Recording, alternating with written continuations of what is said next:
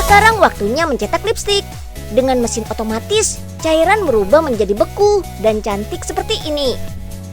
Pertama, cairan keluar dari pipa filling mengisi 8 lubang cetakan. Lalu dinginkan pada suhu minus 7 derajat Celcius selama 10 menit. Baru deh pindahkan lipstik ke dalam wadah secara otomatis. Dalam semenit, mesin ini mampu memproduksi sebanyak 36 buah lipstik. Ada beberapa varian lipstik yang harus melewati proses flaming. Proses pembakaran ini menjadikan bentuk lipstik lebih rapi, rata, dan halus. Buah merah dalam cairan pembuat lipstik tidak hanya memberi efek warna loh. Kandungan vitamin E, lemak, dan antioksidannya yang tinggi berfungsi untuk melindungi bibir atau kulit dari sinar ultraviolet. Selain itu, buah ini juga ampuh menghilangkan kerutan pada kulit. Keren kan? Buah merah punya segudang kandungan gizi, kaya kalsium, dan hampir 85% mengandung omega 3, omega 9, dan omega 6. Ketiga omega inilah yang punya peran penting dalam meningkatkan kekebalan tubuh dan perbaikan sel yang rusak. Wah, ajaib kan? Buah asli Indonesia ternyata punya segudang manfaat. Masih ada lagi nih, buah ajaib lainnya yang bakal Unyil bahas hari ini. Yuk, kita kemon!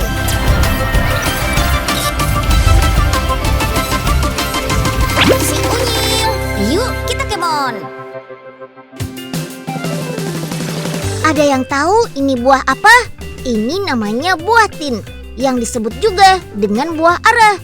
Buah tin banyak tumbuh di Timur Tengah. Di dalam kitab suci, buah tin disebut sebagai buah surga. Gak heran sih, soalnya buah tin ini punya banyak manfaat untuk kesehatan. Selain buahnya, daun pohon tin juga berkhasiat loh. Wah, gak salah nih kalau buah tin masuk dalam magic fruit versi si Unyil. Buah tin sebaiknya langsung dimakan setelah dipetik ya, karena nggak bisa tahan lama. Nah, biar kita bisa menikmati buah tin sepanjang waktu, buah tin segar biasa diolah dengan cara dikeringkan seperti ini. Selain bisa dinikmati langsung, buah tin kering bisa juga dijadikan camilan yang enak loh, kayak coklat tin yang mau dibuat ini nih. Potong tipis-tipis buah tin kering seperti ini. Lanjut, dark coklat atau coklat hitam yang sudah dilelehkan, tinggal dituang ke dalam cetakan. Lalu taburkan potongan-potongan buah tin kering. Terus tuang lagi deh coklat sampai buah tin kering tertutup sempurna. Coklat tin tinggal dimasukkan ke dalam lemari pembeku hingga mengeras. Dan tada! Coklat tinnya sudah jadi nih. Daun pohon tin juga bisa dimanfaatkan jadi minuman teh. Daun tin dipercaya punya khasiat yang gak kalah dari buahnya. Petik daun di bagian pucuk, yaitu daun ketiga sampai kelima. Lalu jemur di bawah terik sinar matahari selama 6 jam. Biar makin steril, daun tin kering bisa disangrai. Proses sangrai seperti ini bisa mengurangi rasa pahit yang berasal dari kandungan senyawa tanin. Daun tin kering kemudian ditumbuk sampai halus. Baru deh dimasukkan ke dalam kantong teh. Dari info yang Unyil pernah baca nih, daun tin bisa merangsang produksi antibodi dan produksi sel limfosit, sehingga mampu menghancurkan patogen yang masuk ke dalam tubuh. Jadi, sistem kekebalan tubuh bakal meningkat. Tubuh jadi gak gampang sakit. Kalau teman-teman mau menanam pohon tin, gampang kok. Cukup pakai cara teknik cangkok seperti ini. Dalam waktu 2-3 minggu, akar bakal tumbuh pada media cangkok dan siap buat dipindahkan ke media tanam baru berupa campuran sekam dan kompos. Bibit pohon tin yang baru dipindahkan seperti ini bakal didiamkan selama kurang lebih 1 bulan. Sampai akhirnya tumbuh sempurna dan siap buat ditanam pada media tanam yang lebih besar. Pohon tin juga lebih optimal dibudidayakan di daerah dataran rendah. Apalagi pohon tin punya adaptasi yang baik terhadap cuaca panas. Dan bibit pohon tin seperti ini juga bisa loh ditanam pakai media pot. Jadi bisa banget deh tuh kalau teman-teman Unyil di rumah mau tanam pohon tin di daerah perkotaan. Pohon tin bisa berbuah sepanjang tahun. Biasanya sih panen bisa dilakukan setiap 5 bulan sekali. Waktu panen juga tergantung keadaan iklim dan cuaca. Buah tin mengandung fitonutrien dalam bentuk karotenoid berupa beta-karoten yang sangat berguna sebagai senyawa antioksidan.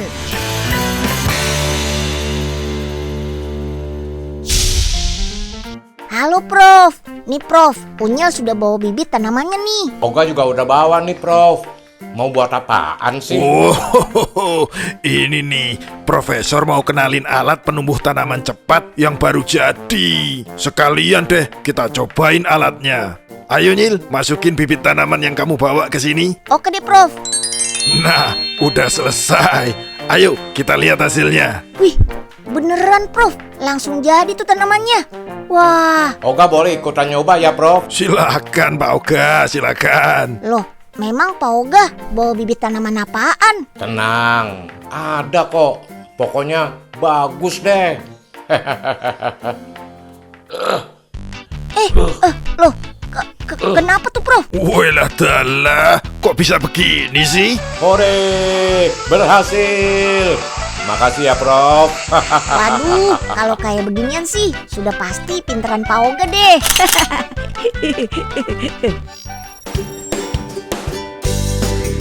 Bukan martabak saja yang spesial, bakpao yang satu ini juga spesial loh. Soalnya ada tambahan buah ini nih yang bikin spesial. Ini namanya buah alkesa.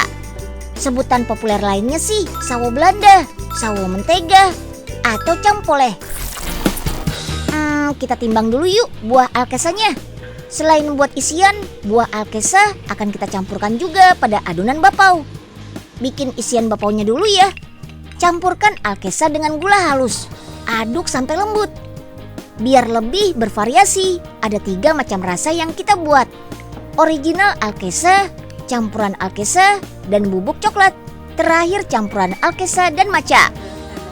Untuk membuat roti bakpaonya, pakai buah alkesa sedikit saja. Karena buahnya bisa mengubah warna adonan jadi agak kuning. Terus campurkan tepung terigu, gula, garam, ragi secukupnya, minyak dan air. Uleni sampai adonannya kalis. Oh ya, gak perlu menambahkan pewarna lagi ya. Tuh lihat, cuma pakai buah alkesa sedikit saja. Adonannya berubah warna jadi agak kuning. Nah, ini bagian favorit Unyil. Membentuk adonannya jadi karakter lucu. Pipihkan adonannya dulu yuk. Terus beri isian yang tadi kita buat. Bentuk adonan jadi bulat kayak gini. Tada! Jadi Winnie the Pooh deh. Satu lagi. Unyil bentuk agak lonjong biar menyerupai buah alkesa. Tinggal dipoles sedikit warna hijau, coklat dan kuning. Biar teksturnya lebih mirip lagi. Wih, bakpao karakternya sudah jadi tuh. Tinggal kita kukus selama 7-10 menit. Oke, sip. Bakpaonya sudah matang deh. Siap dihidangkan selagi hangat. Yeay. Buah ini memang jarang kita temui. Soalnya keberadaannya sudah mulai langka. Kalau teman-teman cari di supermarket, pasti nggak ketemu. Biasanya sih kita bisa menemukan buah ini di beberapa daerah Jawa Barat. Buah ini dimakan langsung dalam keadaan segar juga nggak kalah enak kayak kafena gini nih. Oke sahabat Unyil, jadi tadi kan udah selesai panen dan sekarang saya penasaran sama rasa buah alkesa. Nah sekarang kita buka aja ya. Caranya gampang banget, tinggal dibelah kayak gini. Tuh, lihat. Kalau dari teksturnya sih mirip ubi ya. Nah sekarang kita cobain rasanya. Betul, rasanya juga mirip ubi. Dan memang ini tuh nggak berair ya. Tapi kalau misalnya udah matang banget dan teksturnya lebih lembek, itu lebih berair dan rasanya mirip kayak sawo yang coklat, lebih manis. Buah alkesa punya kandungan baik yang bermanfaat buat kesehatan. Ada karoten yang baik menjaga kesehatan mata, karbohidrat, fosfor, dan kalsium. Buah ini juga pas banget buat yang mau meningkatkan berat badan. Soalnya ada kandungan kalori yang melimpah, yang bisa bikin nafsu makan bertambah. Hayo, siapa yang susah makan? Coba deh makan buah alkesa. Siapa tahu jadi lahap makannya.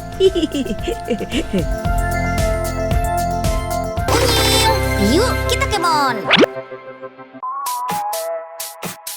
Sunkist Valencia berasal dari California, Amerika Serikat. Jenis jeruk ini paling sering digunakan untuk membuat marmelat di negara-negara lain. Sunkist punya warna kulit lebih terang dari jenis jeruk lainnya. Kandungan airnya juga cukup banyak. Nah, kalau rasanya asam manis. Lanjut, peras Sunkist. Pakai alat peras seperti ini ya. Dari 20 kg jeruk Sunkist bisa menghasilkan air perasan sebanyak 10 liter. Jangan buang kulit Sunkistnya, karena akan kita manfaatkan. Kulit jeruk Sunkist Valencia yang cukup tebal ini cocok digunakan untuk marmelat. Bersihkan sisa daging yang menempel di kulit jeruk, lalu potong kulit jeruk tipis-tipis seperti ini. Dalam 1 kali produksi, butuh potongan kulit jeruk sebanyak 6 kg. Sekarang rebus kulit jeruk selama 1 jam. Suhunya sekitar 100 derajat Celcius. Hasilnya, tekstur kulit jeruk jadi lembut dan mudah dikunyah. Rasanya pun jadi tidak pahit. Sebelumnya, beberapa bahan tambahan sudah dimasak dalam tangki berkapasitas 300 kg ini. Baru deh, masukkan air perasan jeruk Sunkist. Suhunya bisa sampai 90 derajat Celcius. Lalu masukkan kulit jeruk Sunkist. Kulit jeruk Sunkist ini mengandung pektin, berfungsi sebagai pembentuk gel. Hasilnya, tekstur marmelat jadi kenyal dan kental. Kulit jeruk juga bisa menambah aroma dari marmelat loh. Oke deh, sebagai penambah rasa manis dan pengawet alami, masukkan gula pasir. Aduk semua bahan sampai tercampur rata. Butuh waktu 1 jam agar marmelat jeruk ini matang. Marmelat jeruk akan dikemas dalam botol kaca. Biar bebas kuman dan bakteri, botol kaca harus melewati proses sterilisasi. Caranya, panaskan botol kaca pada suhu 115 derajat Celcius selama beberapa jam. Sip, botol kaca siap kita gunakan. Kemas marmelat jeruk ke dalam botol kaca ukuran 200 gram. Banyak cara untuk menikmati marmelat jeruk ini. Salah satunya jadi olesan roti seperti ini. Rasanya enak banget. Ada sensasi renyah dari potongan kulit jeruk marmelatnya. Yummy! Ada berbagai macam cara asik untuk kita menikmati buah selain dijadikan jus. Kalau dikreasikan jadi olahan yang unik kayak fruit strip gini, bisa dimakan kapan saja. Terus praktis lagi, gak perlu potong-potong buah dulu.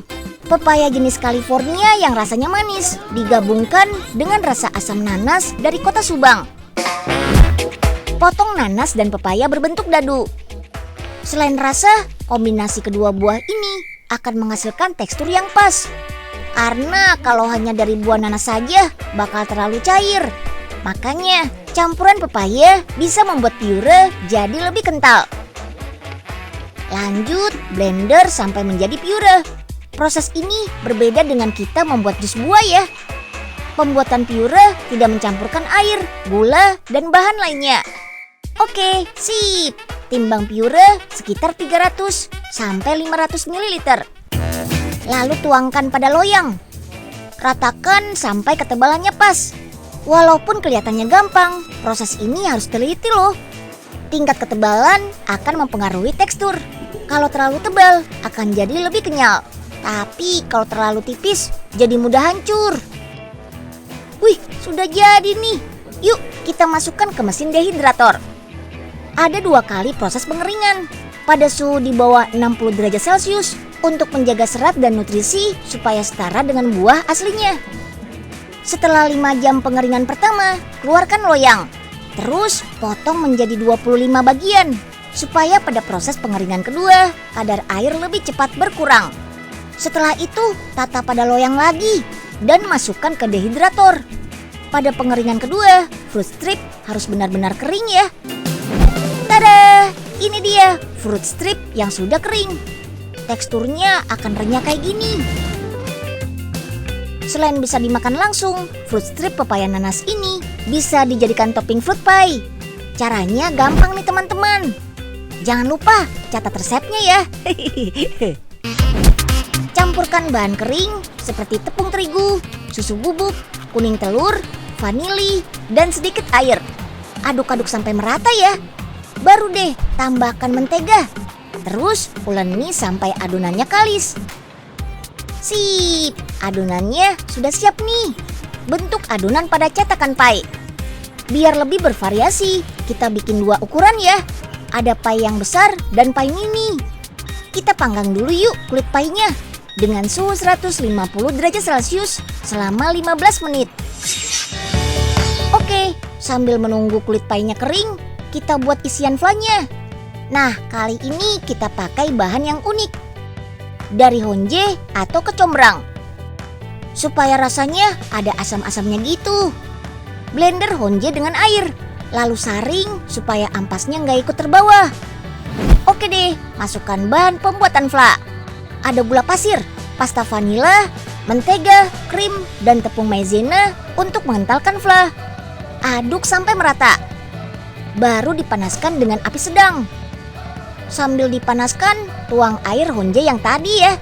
Masak sampai teksturnya kental kayak gini. Sip, sudah jadi semua nih. Kita hias-hias pai mininya dulu yuk.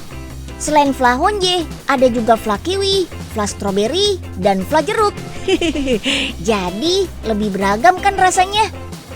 Kalau yang besar kita pakai satu rasa saja, fla honje.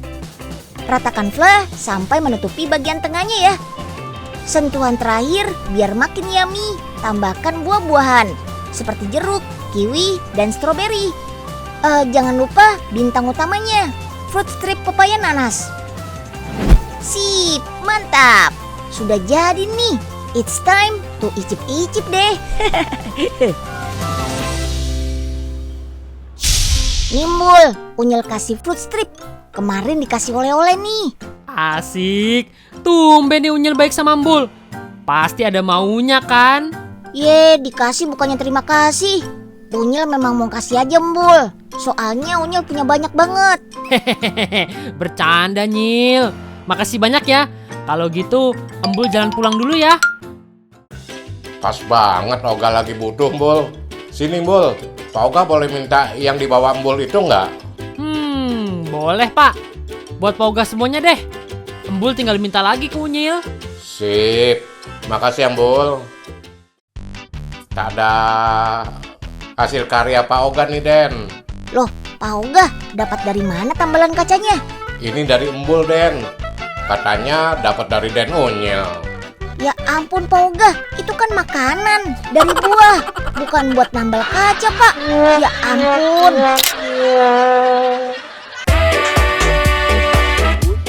Ini dia saat-saat yang paling membahagiakan bagi para petani. Yap, siap panen. Apalagi kalau hasil buahnya melimpah, bisa mendatangkan keuntungan loh. Wah, Unyil mau panen pepaya California nih. Sebenarnya sih pohon pepaya jenis ini mudah tumbuh subur di tanah berhumus dan berpasir. Berbeda dengan pohon pepaya biasa.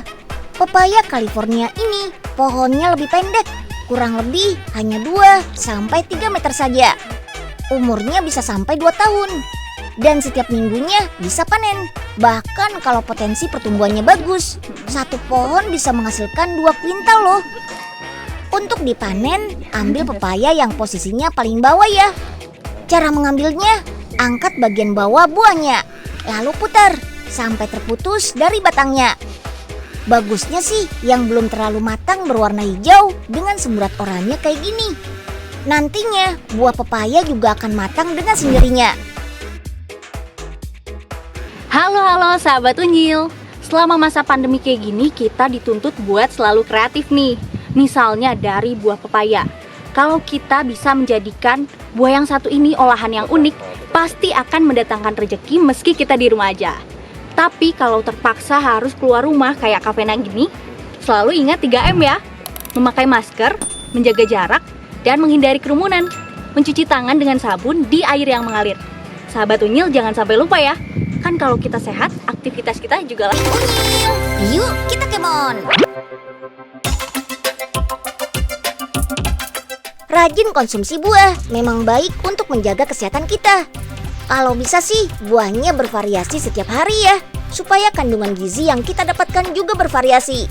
Oke, sekian dulu episode Si Unyil hari ini. Sampai jumpa besok.